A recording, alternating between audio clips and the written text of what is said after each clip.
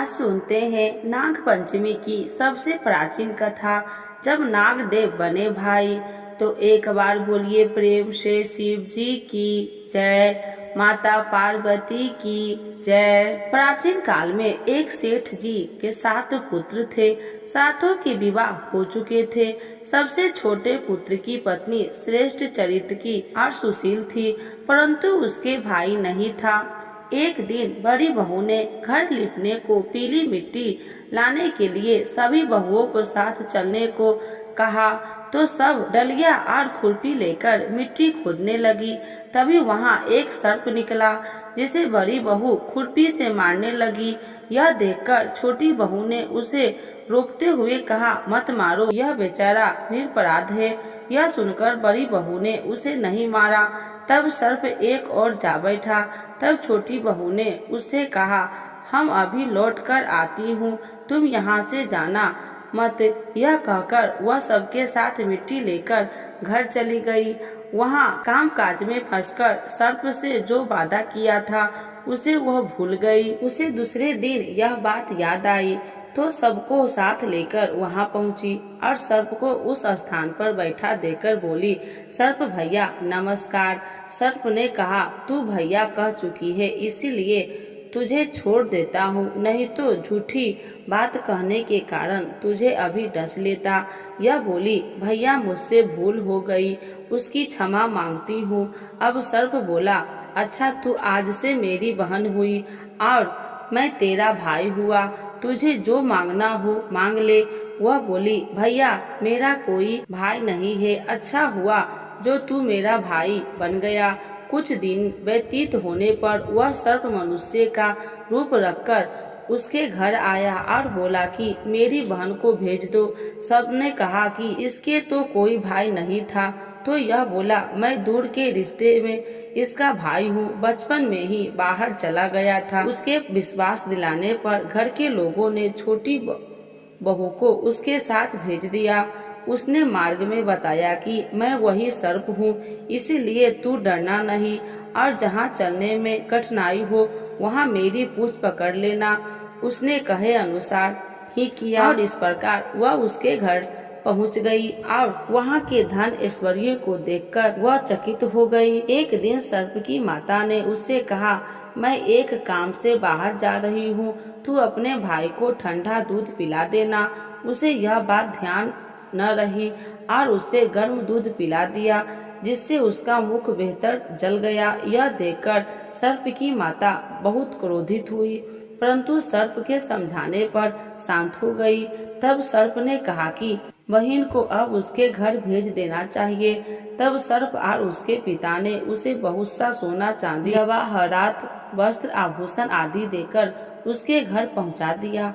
इतना ढेर सारा सामान धन देखकर बड़ी बहू ने ईर्ष्या से कहा, भाई तू बड़ा धनवान है, तुझे तो उससे और भी धन लाना चाहिए। सर्प ने यह वचन सुना तो सब वस्तुएं सोने की आकार दे दी। यह देखकर बड़ी बहू ने कहा, इन्हें झाड़ने की झाड़ू भी सोने की होनी चाहिए।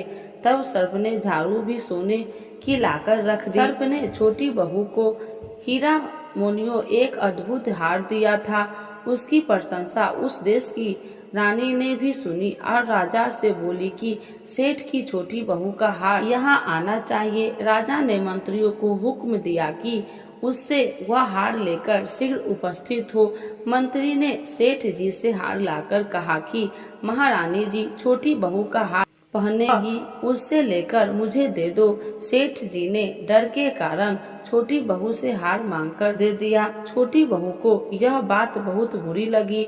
उसने अपने सर्प भाई को याद किया और आने पर प्रार्थना की, हे भैया, रानी ने हार छीन लिया है, तुम कुछ ऐसा करो कि जब वह हार उसके गले में रहे तब तक के लिए सर्प बना जाए और जब वह मुझे लौटा दे तब हीरो और मणियों का हो जाए। सर्प ने ठीक वैसा ही किया।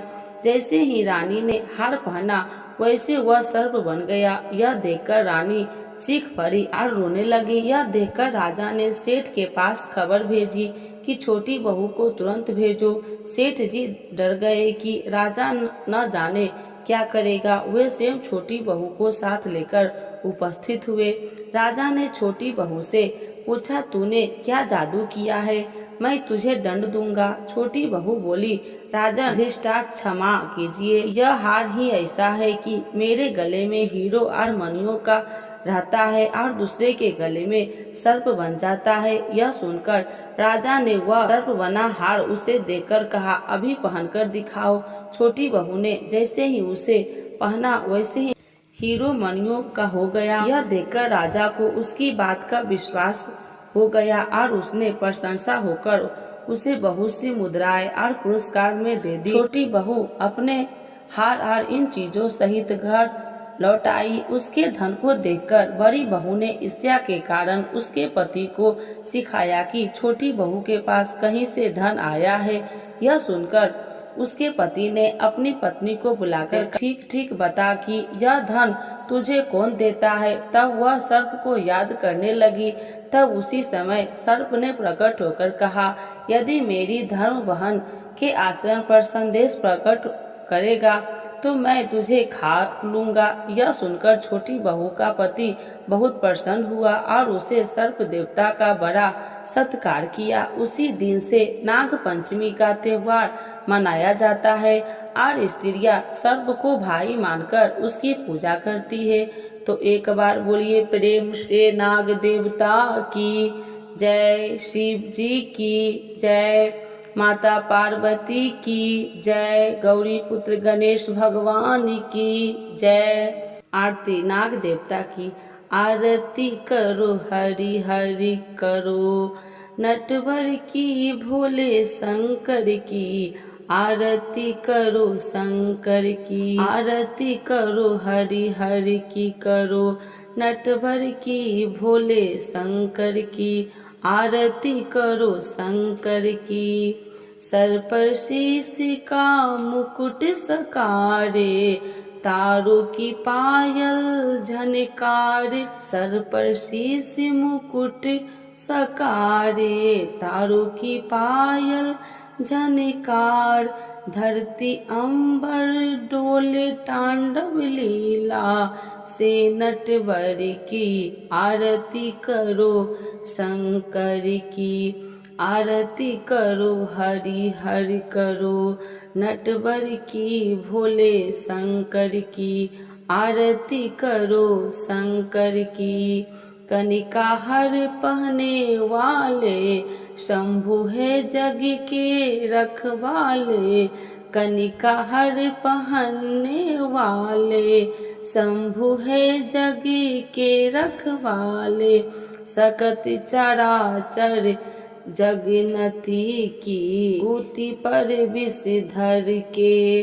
सकत चराचार जगनीति की, गूती पर शीश धर के।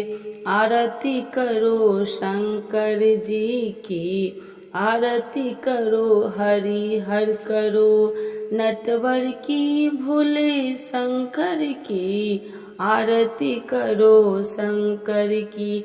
महादेव जय जय शिव शंकरनार, जय शिव शंकर जय शिव शंकर। जय गंगाधर जय डमरूधर, जय गंगाधर जय डमरूधर। हे देवों के देव मिटा दो तुम विपदा घर घर की। आरती करो हरि हरि की करो, नटवर की भोले शंकर की। आरती करो शंकर की। आरती करो हरि हरि की करो, नटवर की भोले शंकर की। आरती करो शंकर की। तो एक बार बोलिए प्रेम से शिव जी की जय, माता पार्वती की जय, नाग देवता की जय, गौरी पुत्र गणेश भगवान की जय।